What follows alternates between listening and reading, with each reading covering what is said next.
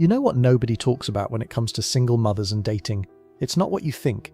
Everyone wants to make this about morality or character or some outdated notion of honor.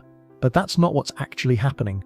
What's happening is something much more primal, much more calculated, and much more brutal than anyone wants to admit.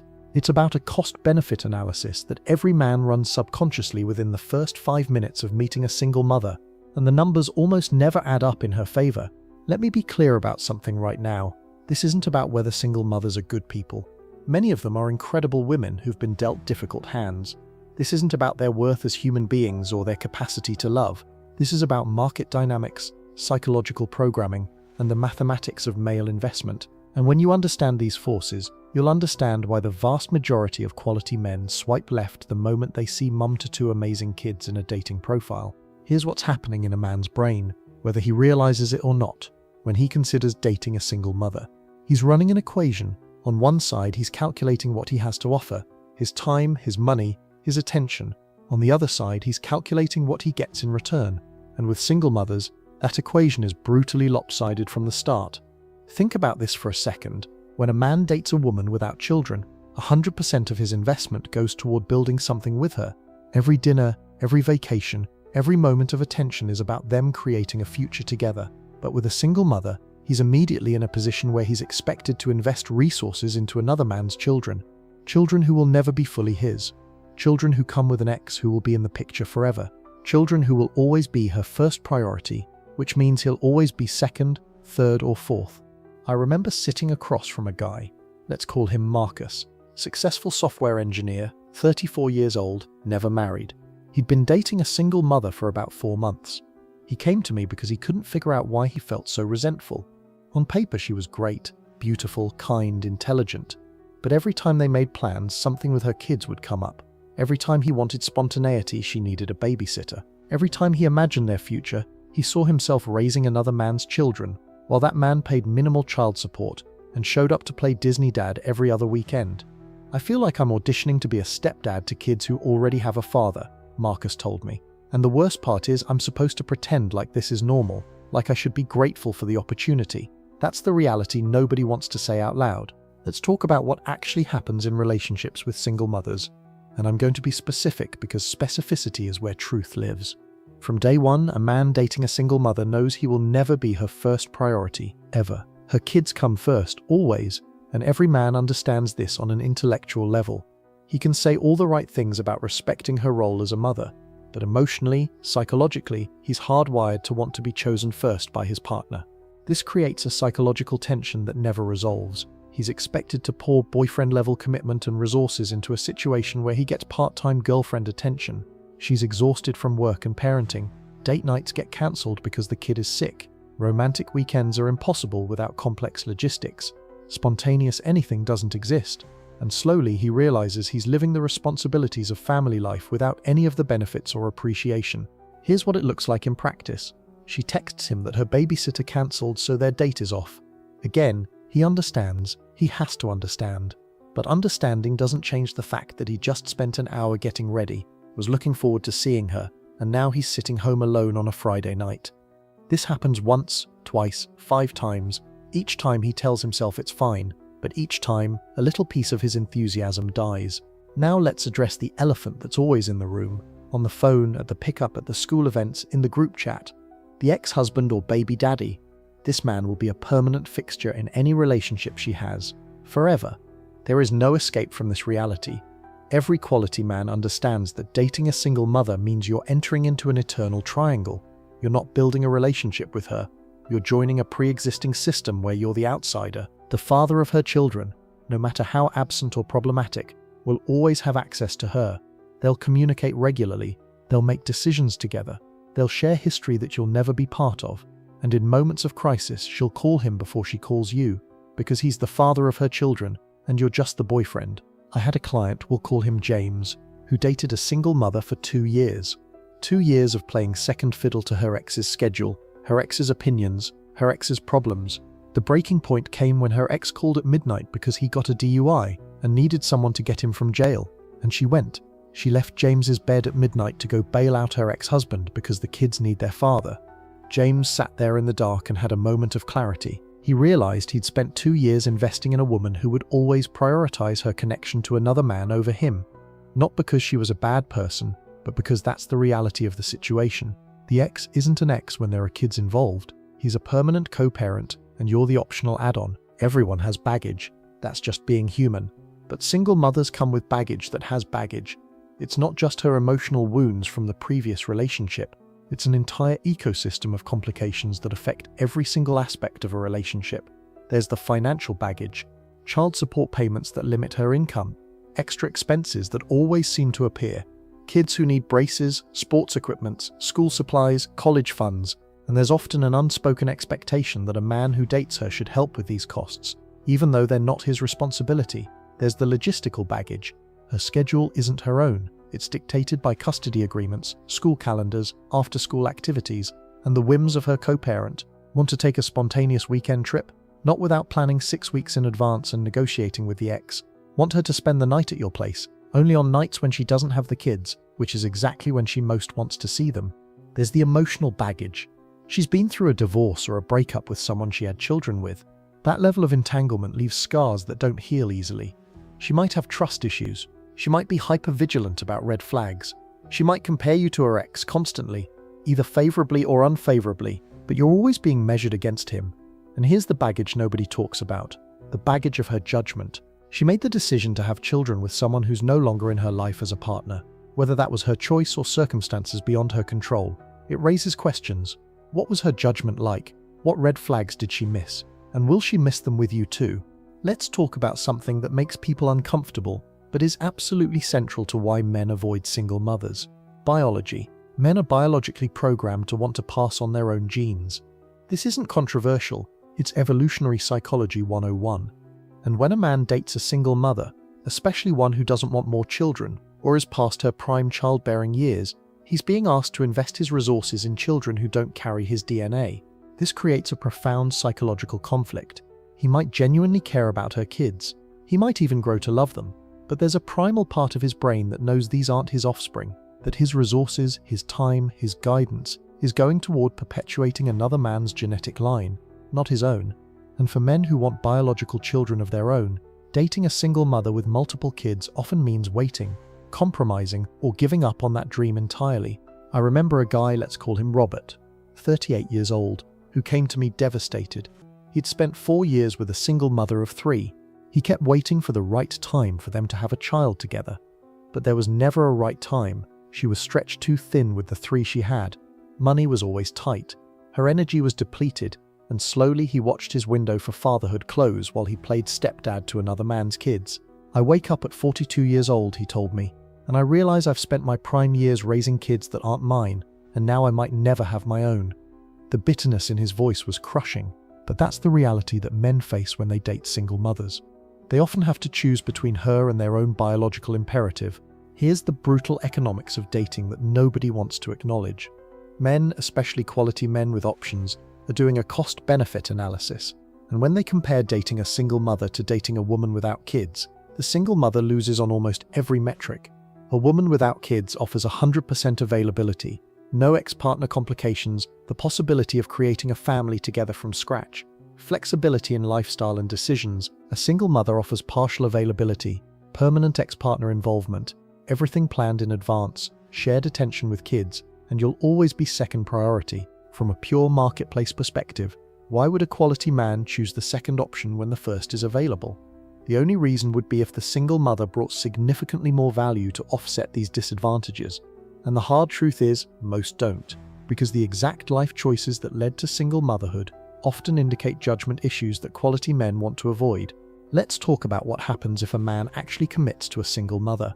He enters what I call the step-parent trap, where he has all the responsibilities of a parent with none of the authority or respect. He's expected to help raise the kids, contribute financially, be present at their events, provide guidance and discipline, but he's not their father. He has no legal rights. If the relationship ends, he loses access to kids he may have bonded with. The biological father can undermine his authority. The mother can override his decisions. The kids can throw "you're not my dad" in his face whenever he tries to provide structure. I had a client, we'll call him David, who lived this nightmare. He spent 6 years with a single mother, helped raise her 2 boys from ages 8 and 10 to 14 and 16. He coached their sports teams. He helped with homework. He paid for their phones, their clothes, their activities. He treated them like his own sons. Then she cheated on him with her ex-husband. They separated, and overnight he lost everything. The boys, who he'd invested years in, stopped responding to his texts. She blocked him from their lives completely. He had no legal rights, no recourse, no way to see these kids he'd helped raise, and she moved on like he never existed, while he grieved the loss of not just a relationship but the children he'd bonded with. "I lost my family," he told me, tears streaming down his face. "But they were never really my family, were they? I was just the guy who paid the bills until she went back to their real father." That's the step-parent trap. All the emotional investment with none of the security. Here's something that eats at men who date single mothers. Even if they never articulate it, there's a respect deficit baked into the relationship from the start. And it comes from multiple directions. Her kids might not respect him. He's not their father. He's the guy dating their mum. And kids, especially teenagers, can be brutal in their dismissiveness. They ignore his input. They complain about his presence. They wait for him to leave so they can have their mum to themselves. Her ex might not respect him. Why would he?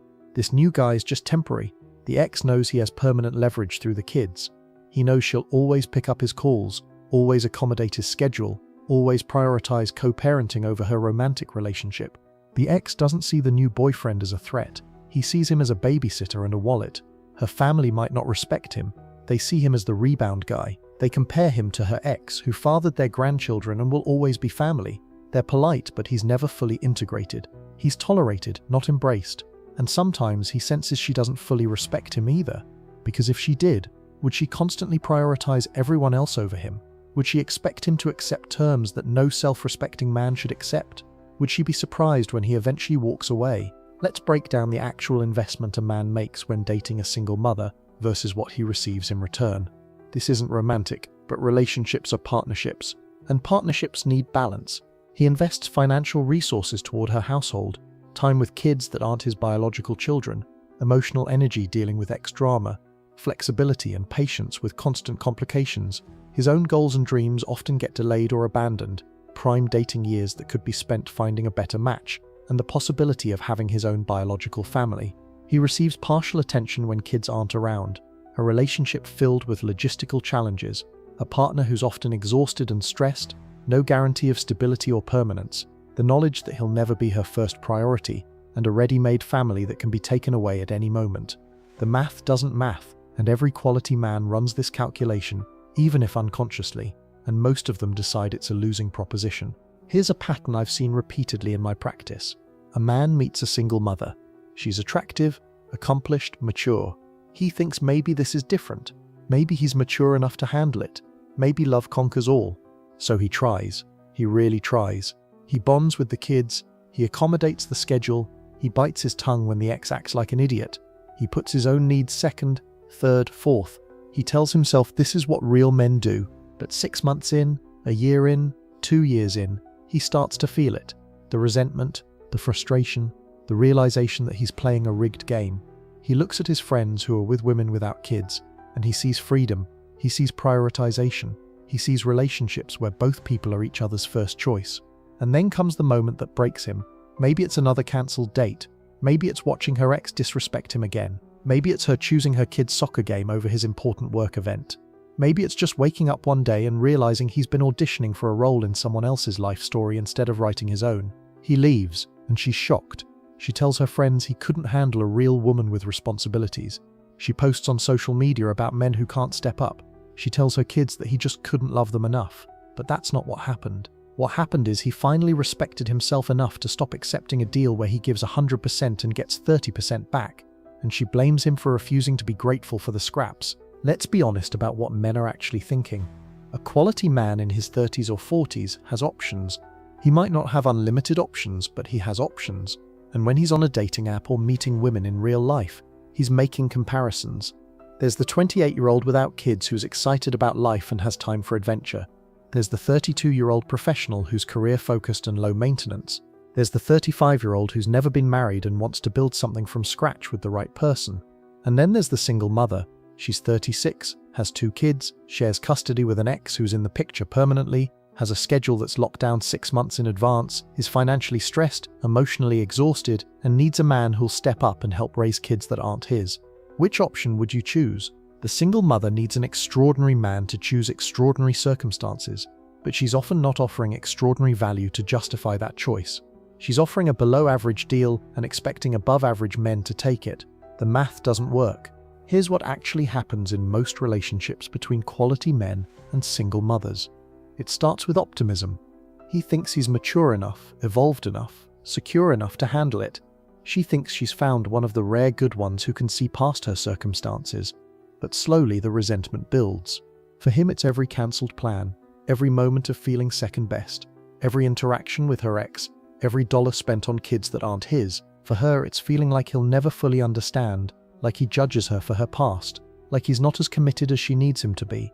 The resentment creates distance. The distance creates communication problems. The communication problems create more resentment. And round it goes until someone breaks. I've seen this cycle dozens of times. A man comes in angry, feeling used. A woman comes in frustrated, feeling unsupported. Neither is wrong.